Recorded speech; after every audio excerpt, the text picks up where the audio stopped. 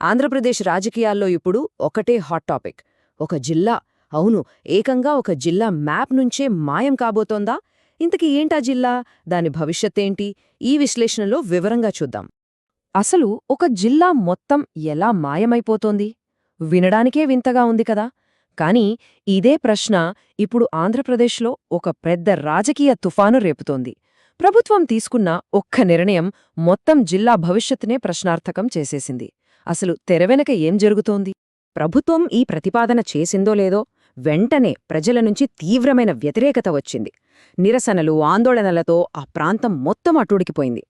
పరిస్థితి ఎంత తీవ్రంగా ఉందంటే ఇద్దరూ ఆత్మహత్యకు కూడా ప్రయత్నించారు. ఇక స్థానిక మంత్రి రాజీనామా చెయ్యాలంటూ డిమాండ్లు హోరెత్తాయి. మొత్తం మీద ఒక్కటే గందరగోళం. సరే, ఇంతకీ ఆ జిల్లా ఏంటి? ప్రభుత్వం అసలు ఏం చేయాలనుకుంటోంది? ఇప్పుడు ఆ ప్లాన్ ఏంటో వివరంగా చూద్దాం. ప్లాన్ చాలా సింపుల్ అండ్ స్ట్రేట్.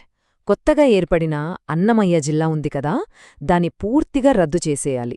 అంతేకాదు, ఆ జిల్లాలోని ప్రాంతాలను 3 ముక్కలుగా చేసి పక్కనే ఉన్న 3 వేర్వేరు జిల్లాల్లో కలిపేయాలి. ఇది ప్రభుత్వ ఆలోచన. ఓకే, మరి ఈ పునర్విభజన ఎలా జరగబోతోంది? అంటే ఏ ప్రాంతాన్ని ఏ జిల్లాలో కలుపుతున్నారు?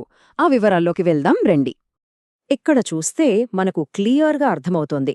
అన్నమయ్య జిల్లాలోని 3 ప్రధాన నియోజకవర్గాలు, అంటే రాయచోటిని మదనపల్లి జిల్లాలో, రాజంపేటను కడప జిల్లాలో, ఇక రైల్వే కోడూర్ను తిరుపతి జిల్లాలో కలపబోతున్నారు. దీని అర్థమేంటి? సింపుల్.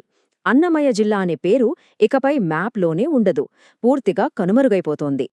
ఈ మొత్తం ఇష్యూలో అందరి దృష్టి ఇప్పుడు ఒకే ఒక్క వ్యక్తి మీదుంది. ఆయనే ఈ వివాదానికి కేంద్రబిందువుగా మారారు. ఆయనే రాయచోటి ఎమ్మెల్యే, ప్రస్తుత మంత్రి రాంప్రసాద్ రెడ్డి. కేబినెట్ మీటింగ్ జరగడానికి ముందు మంత్రి రాంప్రసాద్ రెడ్డి తన నియోజకవర్గ ప్రజలకు చాలా గట్టిగా ఒక మాట ఇచ్చారు. నేను విజయవాడ వెళ్తున్నా, ముఖ్యమంత్రి గారిని ఒప్పిస్తా, రాయచోటి అన్నమయ్య జిల్లా హెడ్ క్వార్టర్స్గా ఖచ్చితంగా ఉంటుంది అని బహిరంగంగా హామీ ఇచ్చారు. కానీ ఆ తర్వాత జరిగిన కీలకమైన కేబినెట్ సమావేశంలో సీన్ మొత్తం రివర్స్ అయింది. కథ పూర్తిగా అడ్డం తిరిగింది. ఇంత గట్టిగా మాట ఇచ్చిన మంత్రిగారు ఆ మీటింగ్లో మాత్రం కంప్లీట్గా సైలెంట్గా ఉండిపోయారట. నిర్ణయాన్ని కనీసం వ్యతిరేకించలేదు. ఇక మీటింగ్ తర్వాత మీడియా కంటపడకుండా కన్నీళ్లు తుడుచుకుంటూ వెళ్లిపోయారని వార్తలొచ్చాయి. బస్ ఇదే ఇప్పుడు అసలు వివాదాన్ని మరింత పెద్దది చేసిందే. సరే, ఇంతకీ ప్రభుత్వం ఈ నిర్ణయం ఎందుకు తీసుకుంది? ఇది కేవలం అడ్మినిస్ట్రేషన్ కోసమేనా? అస్సలు కాదు. దీని వెనక పక్కా పొలిటికల్ స్ట్రాటజీ ఉంది అని ప్రతిపక్షాలు గట్టిగా ఆరోపిస్తున్నాయి.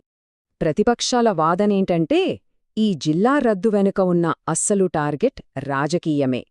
ముఖ్యంగా వైఎస్సార్ కాంగ్రెస్ పార్టీని, ఆ ప్రాంతంలో చాలా బలంగా ఉన్న పెద్దిరెడ్డి ఫ్యామిలీని పొలిటికల్గా వీక్ చేయడానికే ఈ ప్లాన్ వేశారని వాళ్లు ఆరోపిస్తున్నారు.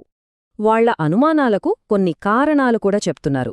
ఎందుకంటే అన్నమయ్య జిల్లా అనేది వైసీపీకి కంచుకోటలాంటిది. ఇప్పుడు ఈ జిల్లాలు 3 ముక్కలు చేస్తే వాళ్ల ఓటు బ్యాంక్ స్ప్లిట్ అవుతుంది. అంతేకాదు, రాజంపేట పార్లమెంటు నియోజకవర్గాన్ని కూడా ఇది విడదీస్తుంది. దీనివల్ల పెద్దిరెడ్డి కుటుంబం పట్టుని తగ్గించొచ్చన్నది అసలు వ్యూహం అని వాళ్ల విశ్లేషణ. సరే, ఇవన్నీ రాజకీయ కోణాలు. మరి ప్రజలేమనుకుంటున్నారు? వాళ్లెందుకు ఇంతలా రోడ్ల మీదకొచ్చి పోరాడుతున్నారు? ఇప్పుడు ఆ పాయింట్ ఆఫ్ వ్యూ చూద్దాం. వాళ్ల కోపం వెనుక కేవలం అడ్మినిస్ట్రేషన్ సమస్యను లేవు, అంతకు మించి ఉంది.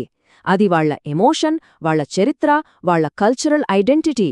గొప్ప వాగ్గేయకారుడైన అన్నమయ్య గారి పేరును, అంత చరిత్ర ఉన్న పేరును ఎలా తీసేస్తారు అన్నది వాళ్ల ఆవేదన.